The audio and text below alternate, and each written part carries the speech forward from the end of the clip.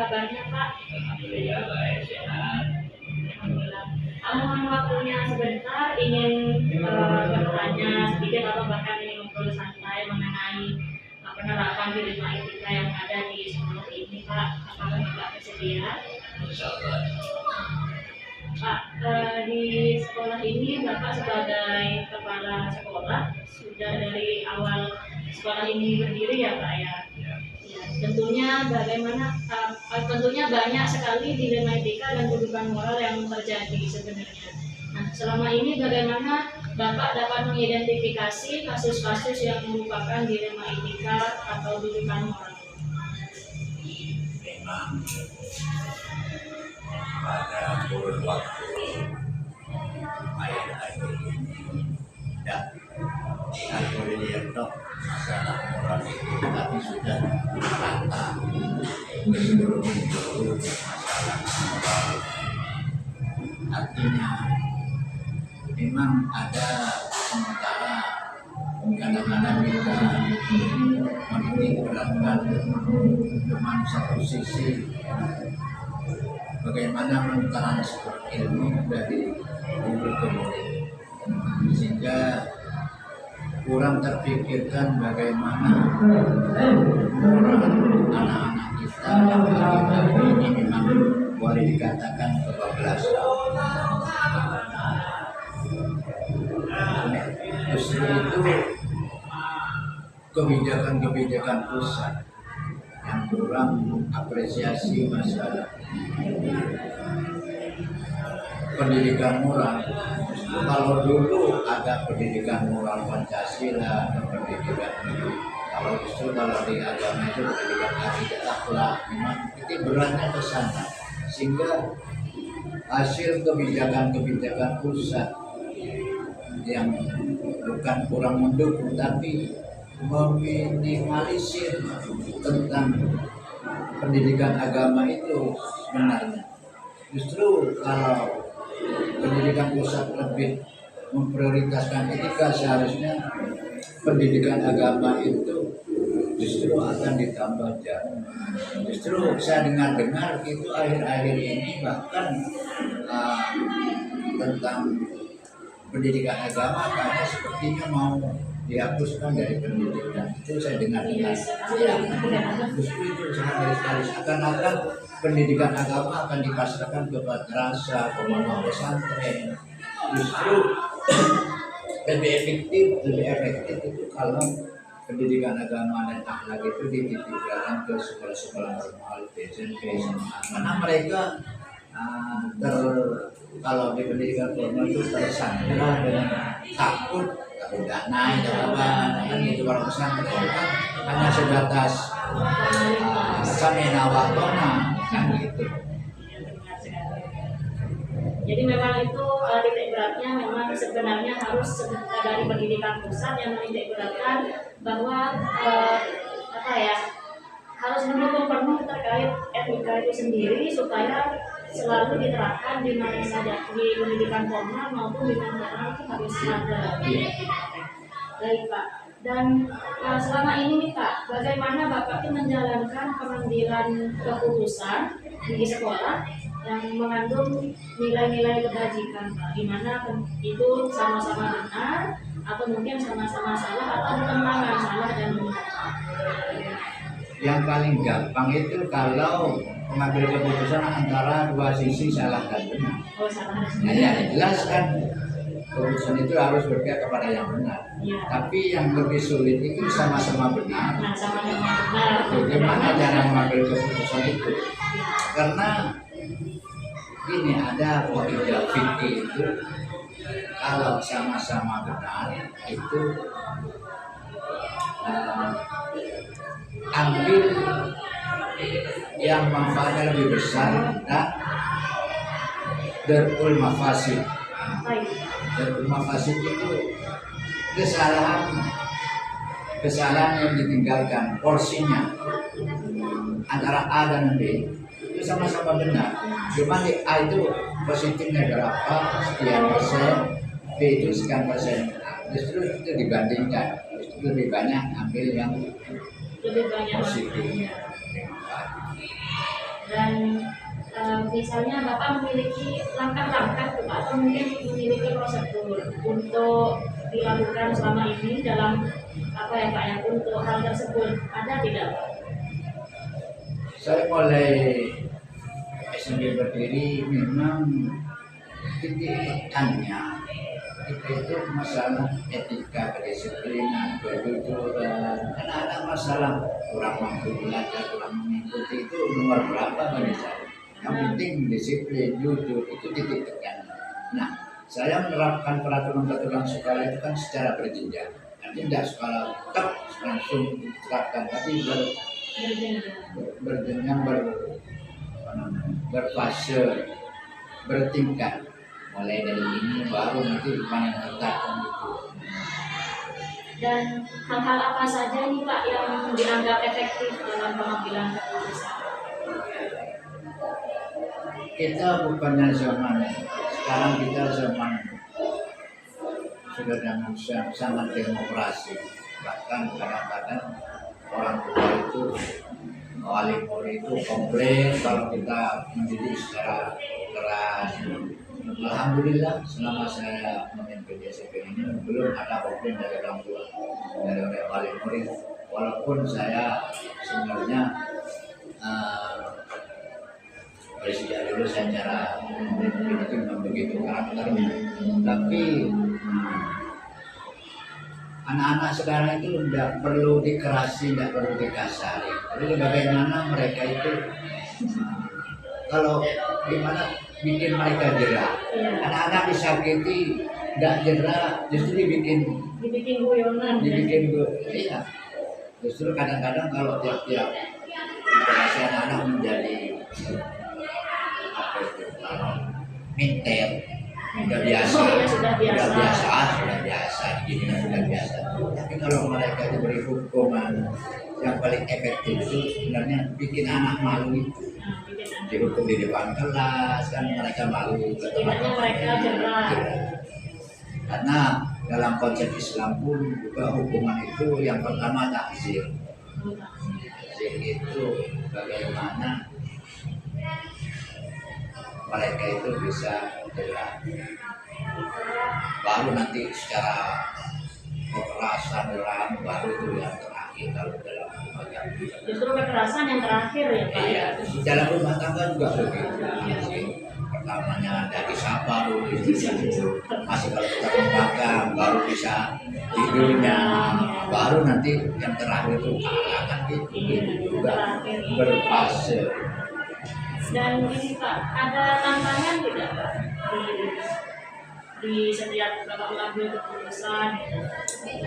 Jelas setiap keputusan itu mesti ada tantangan.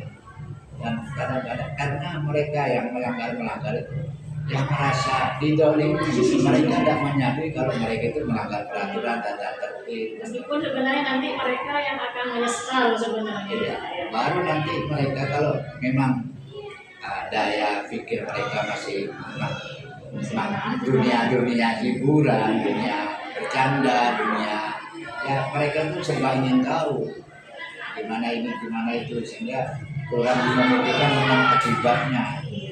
Akibatnya habis dulu, yang penting ini aja dulu. Dan apakah Bapak memiliki jadwal tertentu nih Pak dalam menyelesaikan kasus dilema etika tersebut? Apakah langsung menyelesaikan di tempat atau bahkan Bapak mungkin punya jadwalnya mungkin setiap hari apa atau bagaimana? Ya karena kejadian pelanggaran etika, pelanggaran tata tertib kan tiap hari. Ya kalau menyelesaikan masalah tergantung di mana situasinya, di mana tempatnya, situasi dan kondisi. Kalau kejadian itu nggak parah, ya selesaikan di tempat. Kalau agak rumit, kan kita manggil orang tua, kan kita manggil tergantung kejadiannya. Tergantung kejadiannya dan seberapa ini ya Pak ya, seberapa berat pelanggarannya. Baik, lalu adakah seseorang atau mungkin faktor-faktor apa nih Pak yang selama ini mempermudah Bapak dalam mengambil keputusan itu? Siapa saja yang membantu Bapak? Yang jelas alhamdulillah teman-teman semua guru, bapak ibu, pendidik hukum sangat membantu semua keputusan dan kebijakan saya. Mereka juga karena kalau apa sih artinya seorang penagih kalau ambil keputusan tanpa didukung oleh Iya, yang lain. benar. Karena mengambil keputusan itu harus bukan dari kita sendiri, jadi kita harus mengumpulkan dulu siapa saja. Si keputusan itu harus didukung dengan yang lain juga penerapannya. Kalau saya ambil keputusan lalu cuma saya sendirian yang melaksanakan, yang lain bebek apa namanya jalan. Dan tidak akan berkembang nanti. Lalu Pak, yang terakhir ini Pak, dari semua hal yang telah disampaikan Bapak tadi, pembelajaran apa yang dapat Bapak petik dari pengalaman Bapak mengambil keputusan di Kementerian? Yang sangat-sangat mempengaruhi bagi saya untuk mengambil keputusan itu menghadapi macam-macam background latar belakang anak-anak itu yang sangat mempengaruhi. Kenapa? Sip A dengan sip B mesti kalau ada anak-anak yang melanggar etika juga kamu dari mana tuh? Asalnya dari mana? Karena kehidupan mereka lain tempat dan kebiasaan hidup di kota dengan yang di desa, maaf yang di desa itu mesti beda. Sehingga kenakalan itu akan setelah ngumpul ini kan jadi suatu komunitas yang mereka latar belakangnya beda, jadi satu komunitas itu akan mempengaruhi perbedaan asal. Iya, jadi lingkungan itu sangat berpengaruh. Oh, sangat. Apalagi dari didikan orang tua, karena orang tua yang mungkin, mohon maaf, siswa yang orang tuanya itu memang bercerai, lalu si anak ini diasuh oleh entah itu didiknya atau bahkan neneknya gitu. Nah, itu yang menurut saya mungkin yang paling banyak kasusnya tuh di sana sebenarnya. Iya, tapi setelah mereka berkumpul dalam satu komunitas di pondok pesantren, kelihatannya pengaruh itu kurang. Seandainya mereka masih mengumpul di sana, itu sangat kental. Antara pengaruh lingkungan keluarga yang kurang. Jadi yang kalau yang sekarang berarti mereka tuh pengaruh yang di pondok pesantren. Baik, terima kasih Pak. Dan semoga kedepannya SMP Al-Waliyah itu lebih mengedepankan etika dan Bapak semoga sehat selalu dan semoga setelah ini banyak sekali perubahan-perubahan besar yang lebih positif terjadi di lingkungan SMP Al-Waliyah. Terima kasih Bapak. Assalamualaikum. Waalaikumsalam.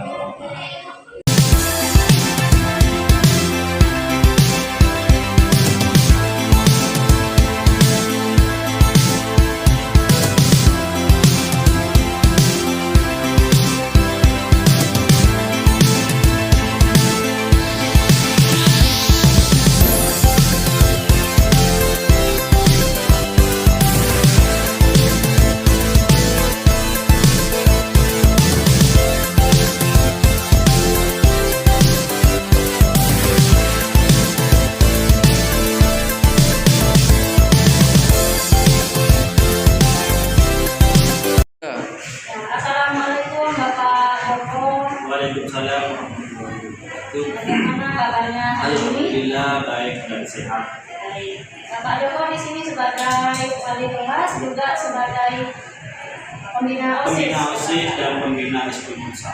Wah, banyak sekali ini, berarti banyak sekali menemui dilema kita.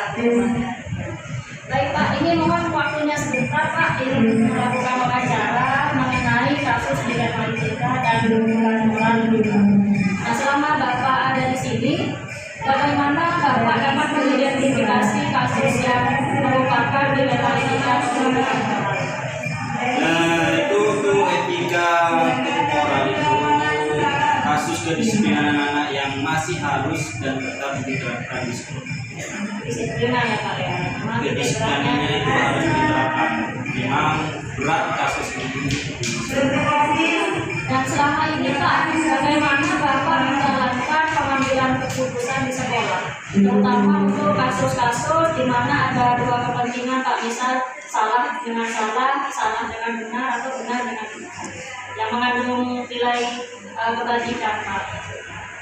Untuk nilai benar atau salah itu sama-sama benar, tapi ada dua perbedaan, yaitu tentang kedisiplinan sebagai bagian dan tata tertib sekolah.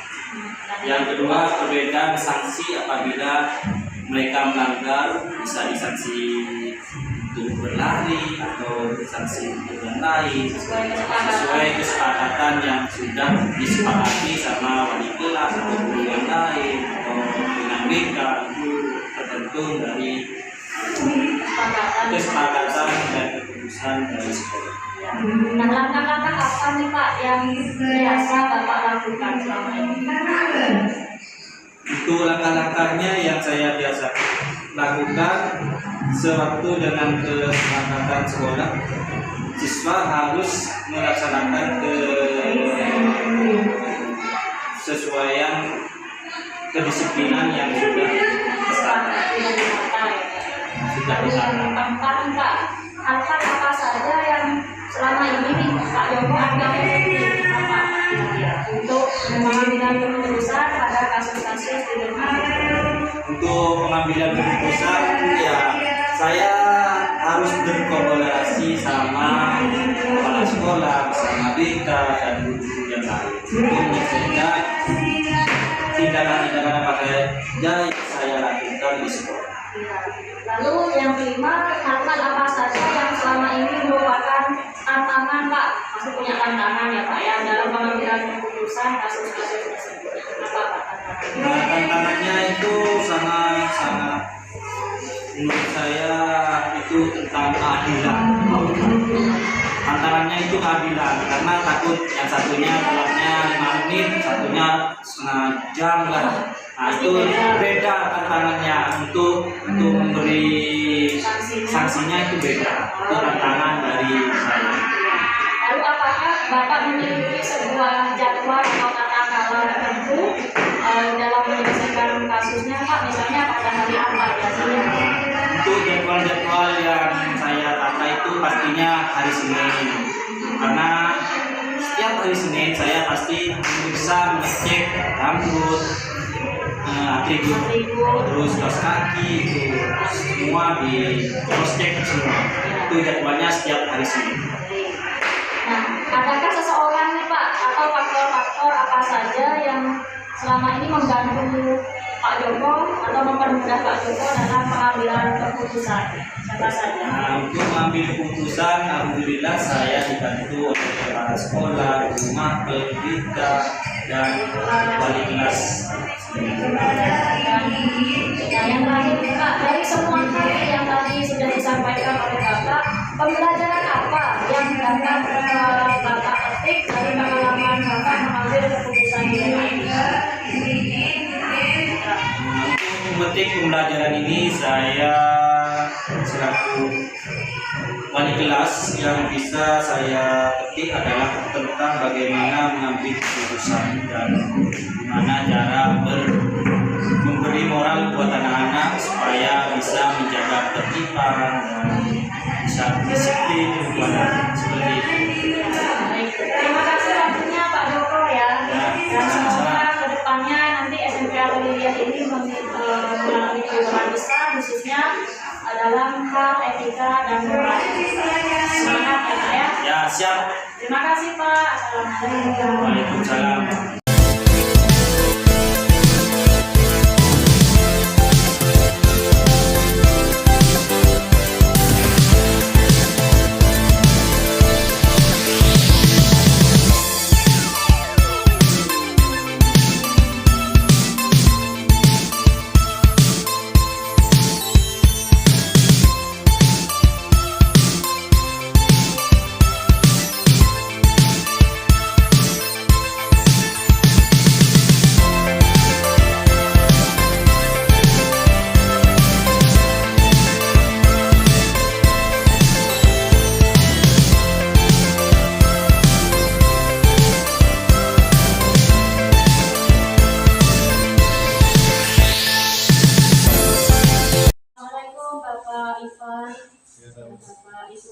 Om Agustin ya, selaku perwakilan Kepala BMK Alhamdulillah ya.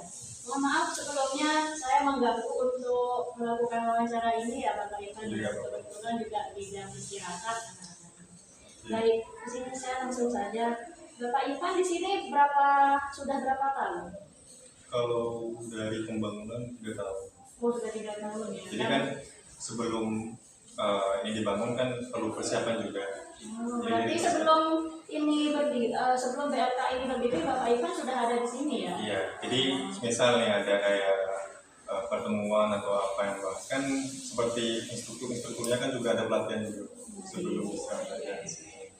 Oh, berarti sudah paham nih kira-kira. Ya semoga ya.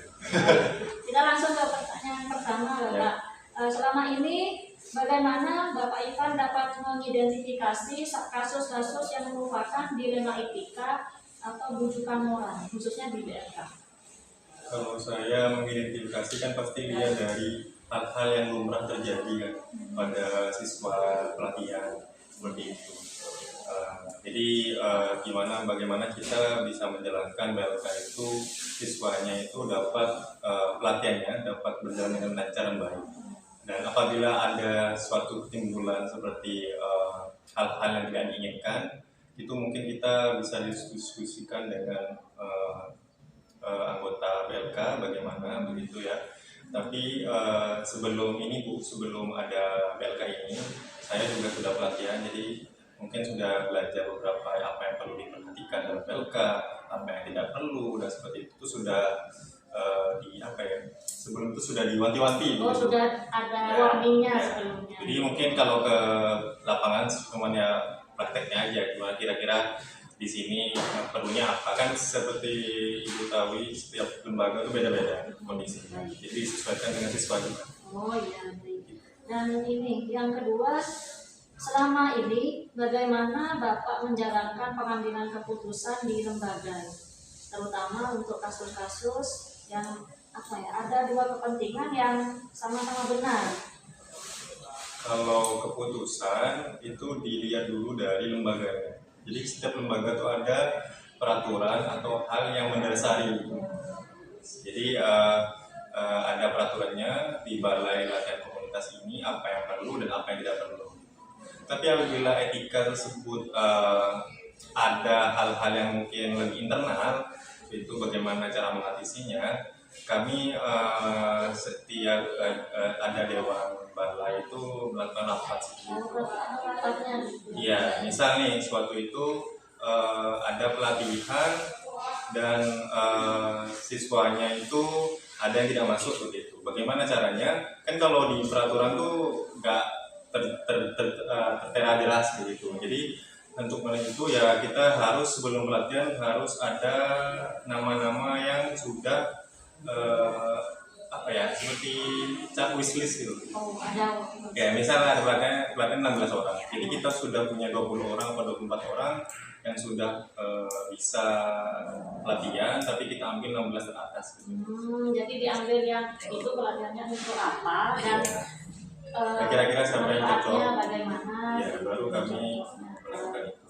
Ya, jadi memang harus dengan dengan prosedural sebenarnya. Dan yang ketiga, langkah-langkah atau prosedur seperti apa yang biasa Bapak Ivan lakukan selama ini? Ya tuh, jadi kita mengajak dulu pada pelatihan dulu.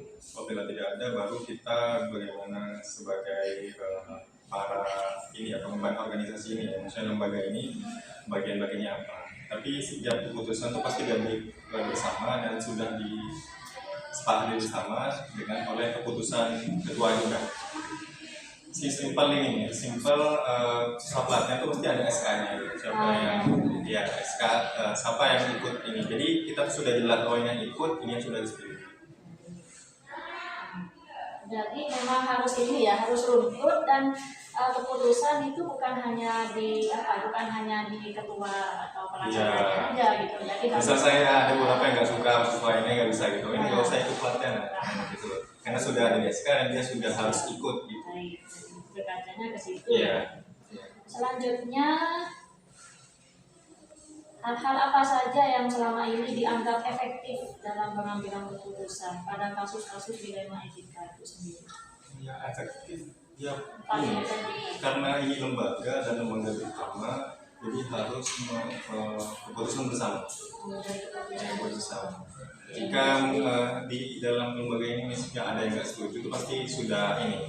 Sebelum kita sahkan tuh pasti ada sanggahan atau apalah, gimana caranya kita jadi yang keluar. Meskipun ada jalan terbesar sekalipun, itu pasti. Dan selanjutnya nih, apa Bapak Ivan memiliki sebuah tata cara atau jadwal tersendiri gitu atau tertentu dalam menyelesaikan kasus dilema etika? Apakah langsung menyelesaikan di tempat atau memiliki jadwalnya yang khusus atau bentuknya proseduralnya seperti apa? Kalau seperti itu tergantung masalahnya loh. Jadi bisa ketahui selain sebetulnya pelatihan, pengelolanya juga ada pelatihan. Jadi sudah diwanti-wanti apa hal yang bakal terjadi dan apa yang tidak terjadi. Nah hal itu biasanya ya prosedural. Jadi kayak gini, misal siswanya ada yang sakit 3 gitu, itu gak langsung mereka fokusnya gini enggak. Jadi mesti atas pertemuan bersama. Bagaimana ini mengatasi ini, apa ada cara lagi atau bagaimana? Lalu ini enggak ada tantangan kah? Iya. Ada tantangan. Salah satu ya saja. Karena kan pelatihan ini kan dituntut semua siswanya itu bisa pelatihan. Jadi memang kita mengajarnya harus satu orang paham itu sebenarnya. Dan setiap orang tuh punya gaya ingat dan kemampuan berbeda-beda. Apalagi di sini siswanya dari berbeda background sama berbeda pendidikan. Jadi ya harus menyesuaikan dalam satu kelas tuh ya perlu ini. Jadi anak-anak itu kan berbeda pola pikirnya, atau mungkin gaya belajarnya yang beda, itu jadi tantangan.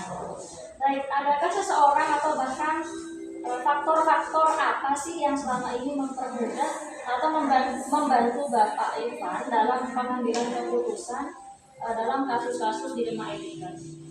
Kalau saya sudah saja? punya komunitas kayak di Bangkalan gitu. Oh. Jadi kita sharing, bagaimana bahkan berjalan lancar gitu. Berapa pelatihannya, bagaimana ini kalau ada kasus ini disampaikan pernah nggak? Jadi kita sharing gimana caranya biar BLK tuh tetap berjalan. Jadi kalau di BLK tuh ada setiap kabupaten ada yang mengetuai gitu ya. Di setiap kabupaten juga di sini ikut BPPT Sidoarjo. Jadi kita bersama Sidoarjo baru nanti ke nasional itu di Jakarta.